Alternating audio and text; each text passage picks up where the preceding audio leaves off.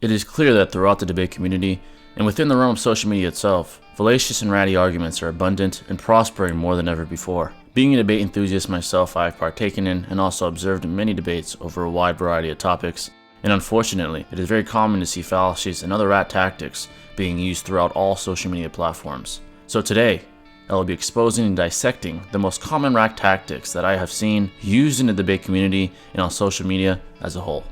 But before I begin, if you do enjoy the video, make sure to hit the like button, and if you're new to the channel, make sure to hit the sub button and turn on bell notifications to stay up to date when I post a new video. But with all that out of the way, let's get straight into it.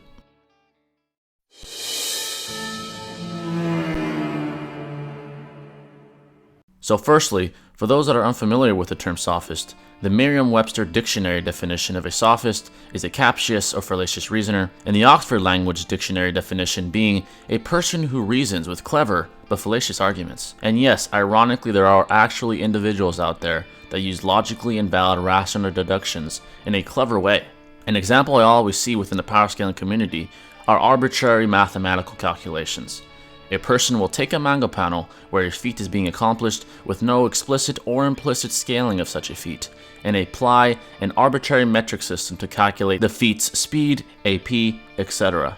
This is clever but invalid because you are calculating these tangible aspects based on an arbitrary metric system that is solely only dependent on your own discretion, with there being virtually no way to prove your metric system scaling or coinciding with the actual feat being accomplished. Now admittedly, this is a cleverly logically invalid tactic because the natural reaction of most debaters when seeing complicated mathematical calculations to scale any such set feat is to become intimidated. This usually results in the sophist getting the better of their opponent, with their opponent being unable to look past the scary math and big numbers to actually efficiently counter and expose the logical invalidity of the sophist's tactics. This example of sophism and many others illuminate how sophists in fact have much success when they face more novice level debaters who aren't well versed in propositional calculus, rational deductions, and basic philosophy. Now, how do you beat and expose a sophist? Well, unfortunately, the better the sophist, the better the debater you must be to counter and debunk them efficiently. Hence, sophism is one of the toughest rat tactics to combat.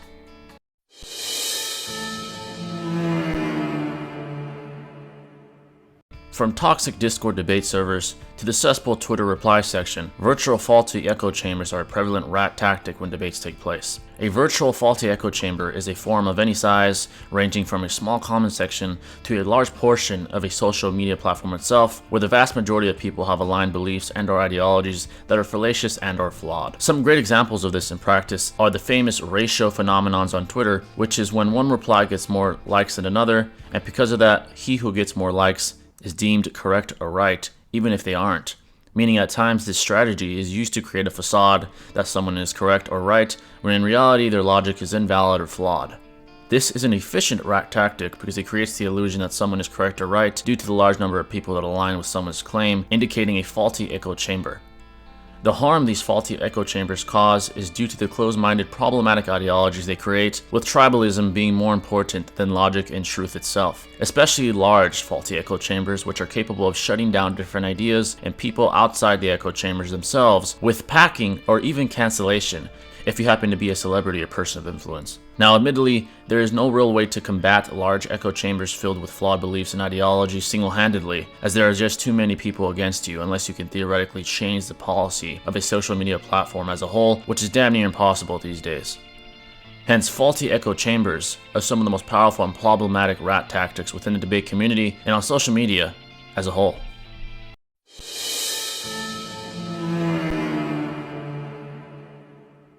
Now, there are numerous fallacies within the realm of logical invalidity, with there clearly being too many to go over in one video, so I've decided to discuss and explain the 4 most common fallacies I see throughout the debate community.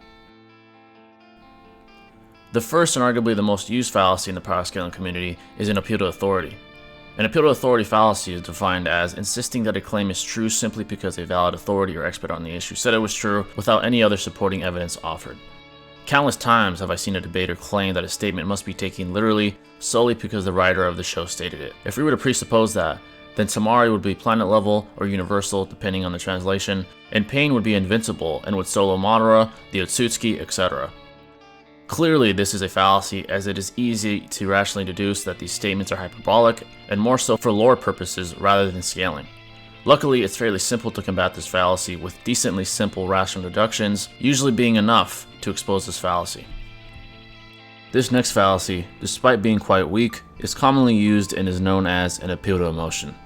An appeal to emotion is defined as using emotional appeals to support a claim instead of using relevant facts or logic.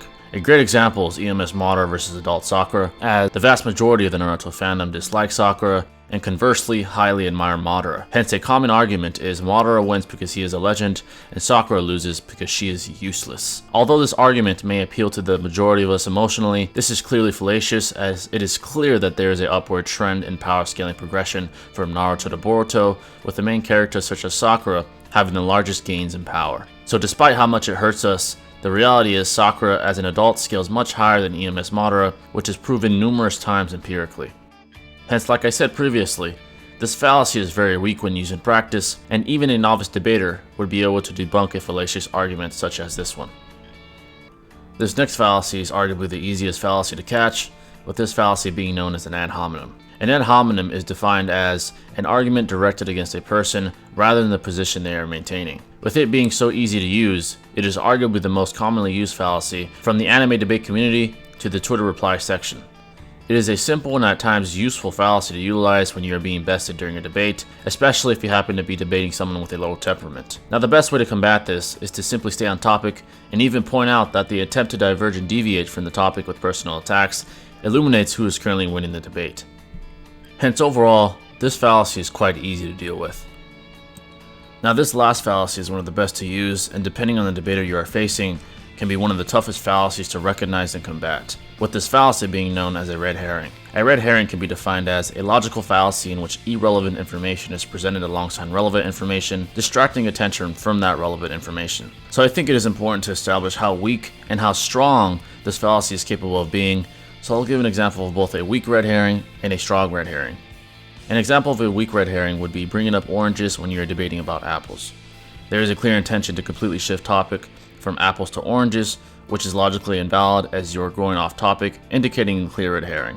Now, an example of a stronger red herring would be the statement, "I know you don't want me to borrow the car, but I was going to pick up coffee for you. Don't you love coffee?" So the original topic is you not being allowed to use the car, but you cleverly switch the topic to you going for coffee to win the argument and use the car you want to borrow. So a good sophist, going back to the first rat tactic I discussed, will set up what I classify as honeypot red herrings in hopes that they will create the facade that they are giving a strong, logically valid rational deduction, when in reality they are red herring and steering off course, despite it being subtle and slight. As a result, this fallacy can be commonly used and very valuable to those who are losing in a verbal clash, and if cleverly used enough, could even make it seem like they are winning the verbal clash. Hence, unfortunately, this fallacy can be very difficult to pinpoint and battle, meaning the best way to combat this is to become a decent to possibly an even elite debater to truly combat it efficiently.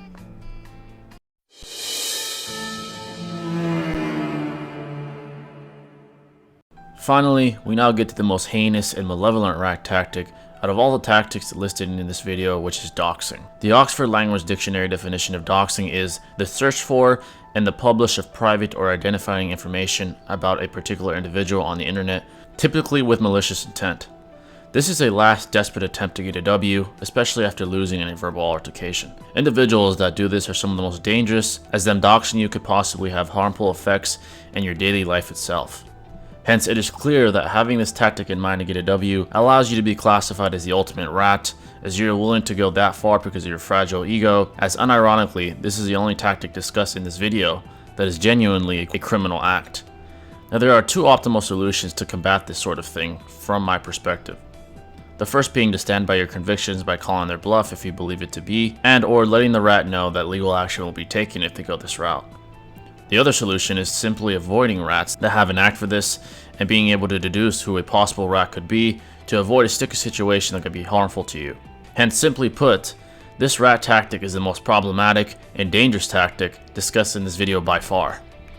So that is all the tactics I have for you guys today, and I decided to make this video because I believe that the fight against rat tactics and disingenuity should continue, and knowing how to combat this will certainly help combat it more efficiently. There is certainly some sort of intangible value when it comes to truth, and that's the reason why debating and intellectuals are so famous from different fields of discipline, from Elon Musk to Seth the programmer. And that is why truth and logic should be protected and reiterated as much as possible. Anyways, I hope you folks enjoyed the video, and please feel free to leave your thoughts on everything discussed down below. But that is going to wrap it up, folks, and I'll catch you in the next video.